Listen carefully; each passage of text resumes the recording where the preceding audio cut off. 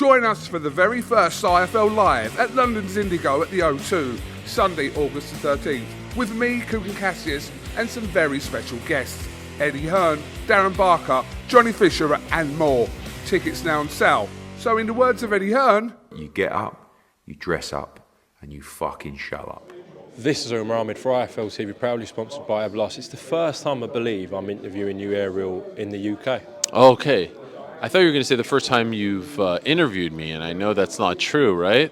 That definitely isn't true. We've done something over Zoom. We've done something at Madison Square Garden. Yeah. Where Eddie got involved, actually.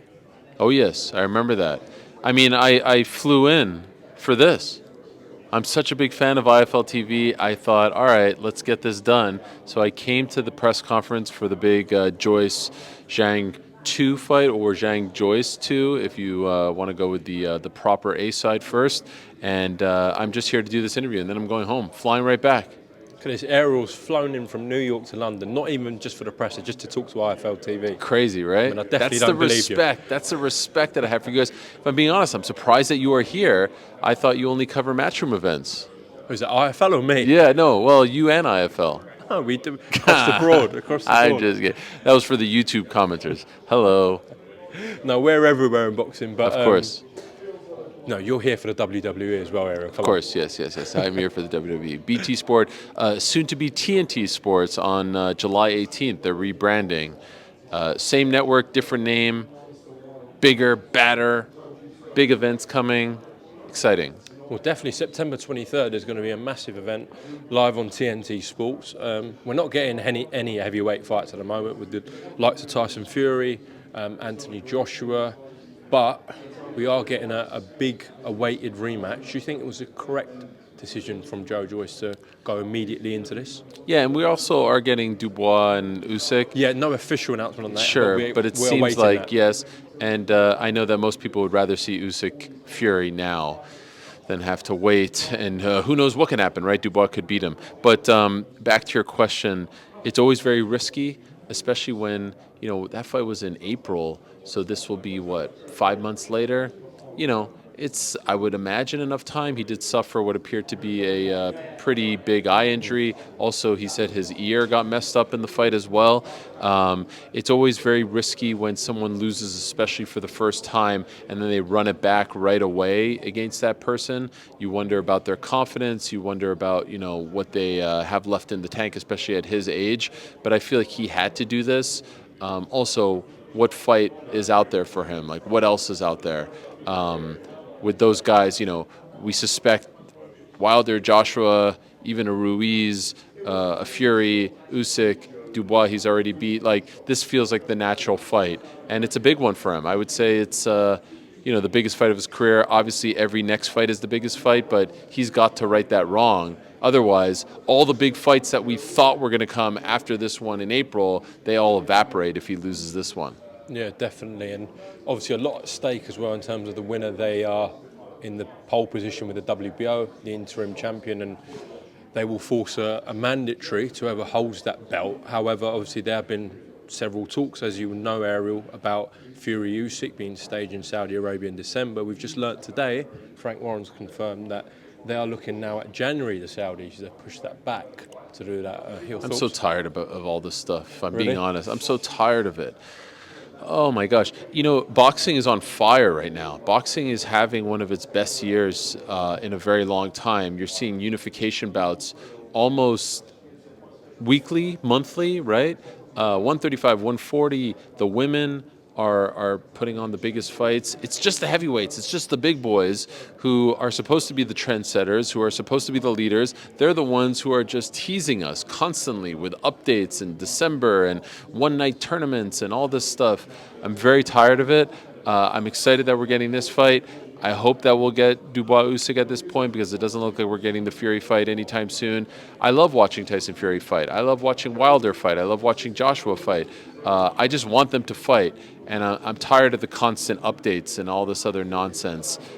Just put on the biggest fights and give them to us. I mean, by the time Fury fights, he will have, if this January, he will have sat out a whole year. Well, he's going to be out in October. Is he going to fight? In the UK. Now, From what I'm hearing, I'm not too sure it's going to be against another boxer. I might be completely wrong. But Well, you're hearing Francis Ngannou. I don't know. It might be him. It might be John Jones. But because of what some people are saying, that it's going to be a show-stopping event and it's going to be interesting. Yeah, he just teased that. Big announcement. Yeah. How many big announcements are we going to get? I think it could be a John Jones or a Francis Ngannou, which is great to ask you about. Sure. I would love to see the Francis Ngannou fight. Give us that. Is it competitive, though? I mean, I think it's competitive enough. And by the way, he's going to fight in October and then in January. That's the plan. He's going to fight twice. Well, I mean, what they've said, what the Warrens have said about the Saudi stuff is that until we get an offer, we're not even going to think about it. Of course. So October is just the plan at the moment. Why not August? Why not August? Yeah. What are we waiting for? I think August is, well, he'd have to start camp now. No, but I mean, like, of course, not now. It's too late. August isn't the best because a lot of people in the UK go on holiday in August. Okay. So your box office numbers and the tickets are usually lower in August. It's not Sure. a great time to do an event. Well, they're doing Dubois Usyk, but I know that's in Poland. Yeah. Point is, I think, honestly, any time that we can see Tyson Fury fight at this point, like, he's still in his prime, but like that doesn't last forever. So so if he fights in October, it will have been 10 months since his last fight. And if that fight doesn't materialize, it will be a year since his last fight. I would love to see the Ngannou fight, the John Jones fight. Could it happen? Sure. I'm a little bit skeptical. I know that the UFC and Dana White are trying to like intercept the fight from Francis Ngannou, so there's a bit of a cat and mouse being played there. But it would be great. To me, there's more intrigue in seeing Francis versus Fury because that's the fight that we've been talking about for 2 years, and Francis is the lineal heavyweight champion because he never lost the belt. So I would prefer to see that. What's the interest in that? Because so I'm not into my MMA. A lot of people watching this will be just purely boxing fans. And from my point of view, I don't really know what that does. Like, is that going to be a competitive fight, you think? Well, first of all, it will be the first time ever that the lineal MMA champion, heavyweight champion, fights the lineal boxing champion, heavyweight champion. So that's a big deal in its own right. The truth is we don't really know about Francis Ngannou. Number one, he hasn't fought since January of 2022. Number two, he's coming off a pretty serious knee injury. And number three, he is getting up there in age as well. He did start off as a boxer. That's his first love. That's part of the reason why he left the UFC. And so I'd like to see it happen just because we've been talking about it for so long. And how often will the lineal heavyweight champion of the world in MMA be available to do something like this? It's very rare because of how restrictive the contracts are. So I would love to see it just from a spectacle standpoint. And obviously, you want to see Fury fight Usyk. That's the biggest, and most competitive, I would say, boxing fight. And I would love to see Francis fight John Jones. That's the biggest and most competitive fight for both of them in MMA. But if that can happen, which it can't because Francis is no longer in the UFC, a fun thing like this would be, really interesting, at least for me. And the favorite, by the way, would be Tyson because it is boxing, and you would always have to favor the boxing champion in a bout like this. Francis does have incredible power, and like I said, he does have a background in boxing, so who knows? And bring in arguably the biggest name in boxing with, I don't know if he's the biggest name in UFC. Well, was Ngannou, would you say? No, he was not. Conor McGregor will always be the biggest name. But he's right up there in terms of... Yeah, I mean, heavyweight champion is the heavyweight champion, and he had a great run. Yeah, you'd put him in the top 5 for sure. How big of an event would that be? It would be gigantic, I think. I think it would be gigantic. I think you could put it in many different places. It'd be pretty cool to put it in Africa because of where he's from. He's from that part of the world, and of course is a gigantic star over there. Obviously, I think it probably happens here, like a Wembley or a Tottenham Hotspur. Like, it would have to be in a stadium, in my opinion, and it would be fun. It would be a spectacle. Remember, after he beat Dillian White, he brought Francis in the ring, Tyson did, and said, this is going to be my next fight. Like, it's clear to me that he wants it. I just think people are getting a little bit tired of the fact that, like, we keep changing what the goal is. And so if this is it, I'm all in. I would love to see it happen. And I think no one would want to see this happen more than Francis, because this is, like I said, part of the reason why he left the UFC. But right now, it's hard for me to get too excited because I feel like we've been teased before. Last one before we close off. We saw Canelo Alvarez signed a multi-fight deal with PBC, which will involve a fight with Charlo. We hope with Benavidez, and another fight, maybe if Spence Morrell wins. Yeah, Morrell, the winner of Spence Crawford. Who knows? I don't know if they can get up to that Yeah. weight, but the right move for Canelo, in your opinion? I think 100%. First of all, my respect for him is immense because at this point, he could be fighting, with all due respect, this is not a shot, but he could be fighting the John Ryders of the world, meaning, people who aren't quite at his level. And he had a great situation with Matchroom and DAZN.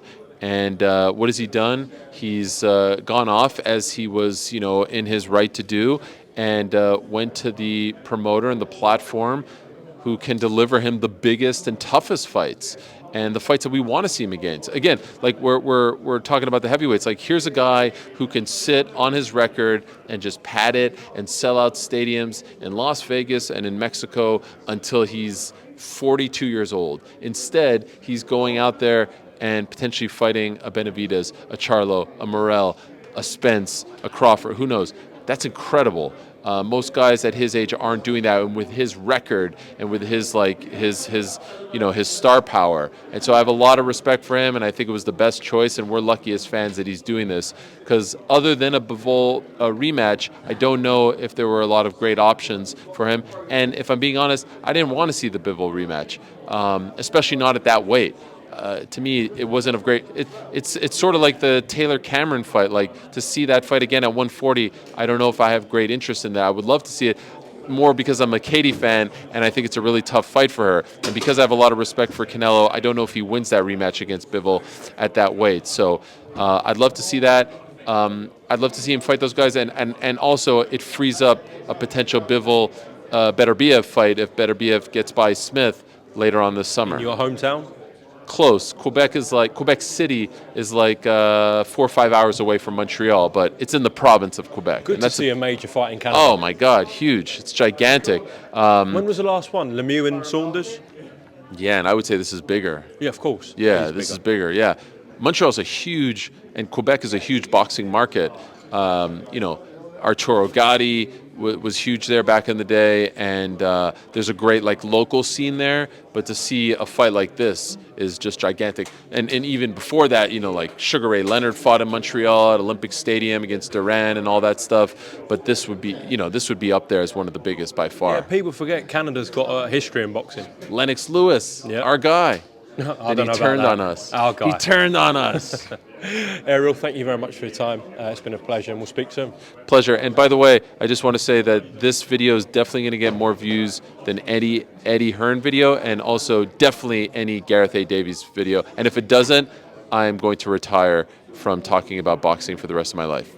What a note to end on. Thank you very much. Join us for the very first IFL Live at London's Indigo at the O2, Sunday, August the 13th, with me, Kugan Cassius, and some very special guests. Eddie Hearn, Darren Barker, Johnny Fisher, and more. Tickets now on sale. So in the words of Eddie Hearn, You get up, you dress up, and you fucking show up.